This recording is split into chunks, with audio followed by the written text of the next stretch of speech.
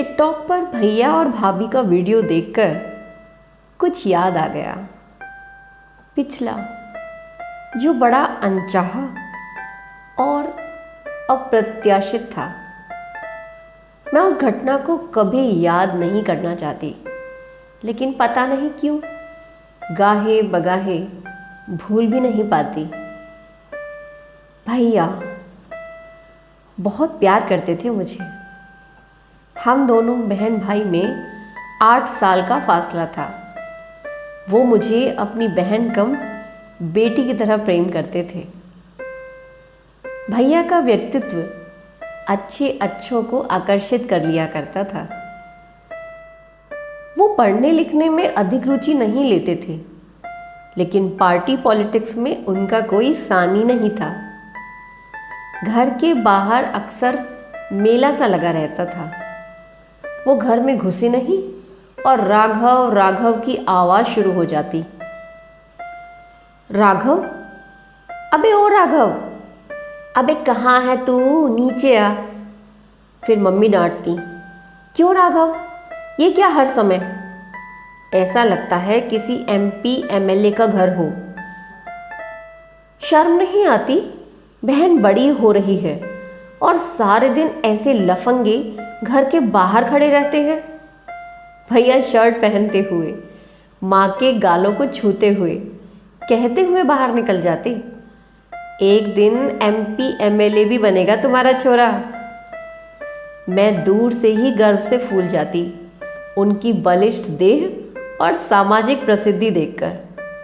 सदैव सोचा करती, भैया के रहते भला किसकी हिम्मत है जो मुझे हाथ भी लगा दे। पिताजी का घर में ज्यादा रौब रुआब नहीं था। हमारी सोने चांदी की दुकान थी, लेकिन पिताजी 2 नौकरों के बल पर अकेले ही दुकान संभाला करते। भैया का कभी मन ही नहीं होता दुकान पर जाने का। पिताजी को कहीं जाना होता या बीमार हो जाते, केवल तब ही भैया दुकान पर जाते। खैर, मुझे इन सब बातों की ज़्यादा पड़ी नहीं थी। मैं तो बस इन्हीं बातों से अभिभूत रहती कि भैया मुझे बाइक पर स्कूल छोड़ने जाते हैं, लेने जाते हैं, आइसक्रीम खिलाते हैं, नई नई कुर्तियाँ दिलाते हैं, त्योहारों पर मुझसे टीका करवाते हैं, मुझे अच्छे अच्छे उपहार लाते हैं। मैं भैया के सम्मोहन में इस प्रकार लीन थी जैसे धरती सूर्य के चारों तरफ बिना किसी प्रत्यक्ष जुड़ाव के चक्कर लगाती रहती है। कितनी बार माँ भैया को कोसा करती थी कि जीवन में कुछ नहीं करेगा, पता नहीं कैसी सोहबत पाल ली है। मुझे उनका भैया के लिए ये सोचना बेहद बुरा लगता। मैं मन ही मन चाहती कि कोई ऐसी घटना हो और मेरे भैया माँ पिताजी को गलत साबित कर दें। मैं पढ़ने में बहुत अच्छी थी, हमेशा प्रथम या द्वितीय स्थान ही प्राप्त करती थी कक्षा में। भैया अक्सर कहते, अफसर बन जाएगी तो मेरे कई काम निकालेगी तू। पढ़, खूब पढ़, तुझे जो चाहिए मैं लाकर दूंगा तुझे। मेरे सिर पर हाथ रखते तो मानो लगता जैसे स्वयं माँ सरस्वती मुझे ज्ञान का आशीर्वाद दे रही है। भैया ने धीरे धीरे सिगरेट पीना शुरू किया। मैंने खुद उन्हें पर्दे के पीछे से धुएं के छल्ले बनाते हुए देखा, लेकिन मेरे लिए यह सहनीय था, क्योंकि उनकी विशाल प्रतिष्ठा के सामने थोड़ी बहुत बुरी आदतें वाजिब हैं। मैं 16वें साल में कदम रख चुकी थी। मेरी सहेलियां अक्सर एक दूसरे के साथ स्कूल आया जाया करती थीं, लेकिन उनके भाई ऐसे नहीं थे जो उन्हें इतने समर्पण भाव से प्रेम करते। ऐसी किस्मत तो बस मैंने ही पाई थी। भरी धूप में जब वो पैदल चल रही होती और मेरे भैया मुझे बाइक पर बिठाकर झट से धूप से बचाते हुए घर पहुंचा देते, तो मैं 7वें आसमान पर होती। समय बीतता गया और भैया किसी टटपूंजिए लोकल नेता के दाएं हाथ बन गए।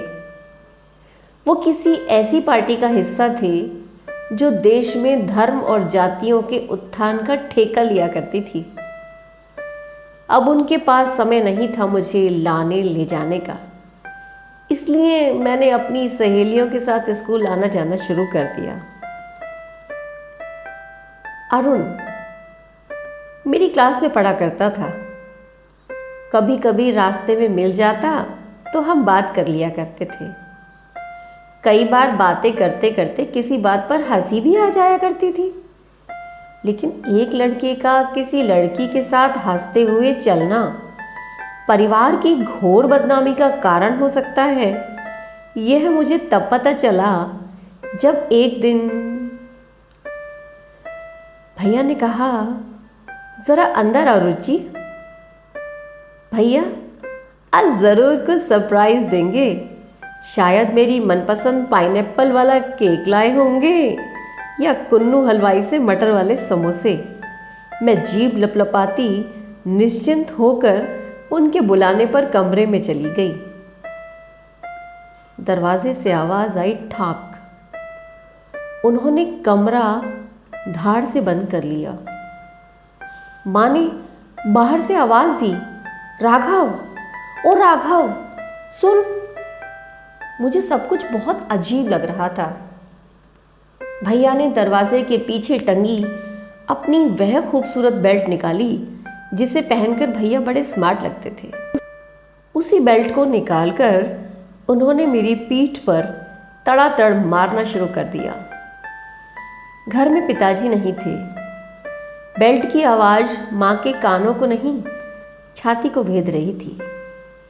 मुझे बेल्ट के प्रहार से उतनी तकलीफ नहीं हो रही थी जितनी माँ का हर प्रहार पर होने वाले क्रंदन से हो रही थी। भैया मुझे लेकर इतना पॉजिटिव हैं, मुझे इतना प्यार करते हैं, ये सच मुझे उसी दिन मालूम हुआ।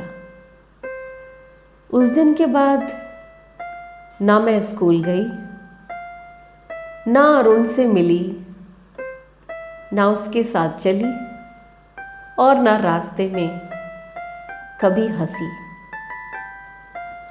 आज मैं 2 बच्चों और पति के साथ एक सामान्य गृहस्थन हूं। पिताजी नहीं रहे, मां वृद्धाश्रम में है।